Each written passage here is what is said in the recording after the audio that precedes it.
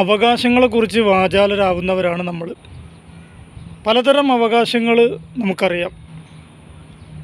പലപ്പോഴും അവകാശങ്ങൾ സംരക്ഷിക്കാൻ വേണ്ടി നിലകൊള്ളുന്നവരാണ് നമ്മൾ. സത്യത്തിൽ നമുക്കൊക്കെ എന്ത് അവകാശമാണുള്ളത്? ജനിച്ചു വീണപ്പോൾ മാതാപിതാക്കൾ അവകാശം പറഞ്ഞു, ഇത് ഞങ്ങളുടെ കുഞ്ഞാണ്.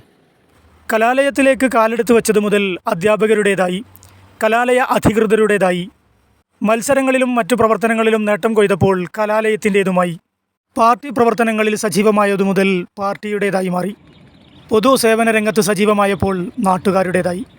വിവാഹം കഴിഞ്ഞ നാളുകളിൽ പ്രിയതമ പറഞ്ഞു അവളുടേത് മാത്രമാണെന്ന്.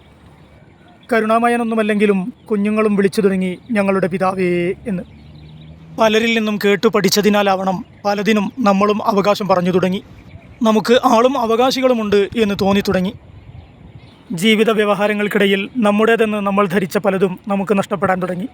നമ്മിൽ നിന്ന് പ്രത്യേകിച്ചൊന്നും ലഭ്യമാകില്ല എന്ന് തോന്നി തുടങ്ങിയവരൊക്കെ സൂത്രത്തിൽ നമ്മിൽ നിന്ന് അകലാൻ തുടങ്ങി. എൻ്റേതല്ല, ഞങ്ങളുടേതല്ല എന്ന് തീർത്തു പറയാൻ ധൈര്യം കാണിച്ചു പലരും.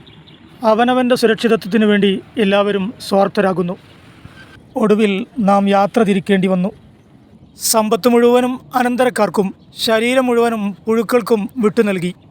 അവകാശ തർക്കങ്ങളാണ് പിന്നീട് കാണുന്നത്. യഥാർത്ഥ അവകാശിയുടെ അടുത്തേക്ക് കൊണ്ടുപോകാനുള്ള അവകാശം ആർക്കാണെന്നറിയില്ല. ഒന്നിനും നാം അധികാരികളല്ല, അവകാശികളല്ല. യഥാർത്ഥ അവകാശി എന്താണ് ചോദിക്കുകയെന്ന് നമ്മെ പഠിപ്പിച്ചിട്ടുണ്ട്. ലിമനിൽ മുൽക്കുൽ യൗം, ഇന്നത്തെ അധികാരം ആർക്കുള്ളതാണ്? മറുപടിയും അവൻ തന്നെ പഠിപ്പിച്ചു തന്നിട്ടുണ്ട്. ആവശ്യപ്പെടാതെ തന്നെ അധികാരവും അവകാശവും അവൻ നമുക്ക് നൽകി. പക്ഷേ നമ്മളോ പലരുടെയും അവകാശങ്ങളിലും അധികാരങ്ങളിലും കൈകടത്തി. ഈ അധികാരങ്ങളും അവകാശങ്ങളും ഒന്നും ഒരിക്കലും നീങ്ങിപ്പോകാനിടയില്ല എന്ന മൂഢധാരണയിലാണ് നമ്മൾ കാണാതെ പഠിച്ച ഖുർആനിക സൂക്തങ്ങളിൽ ഈ വിഷയം ഒളിഞ്ഞു കിടപ്പുണ്ട്.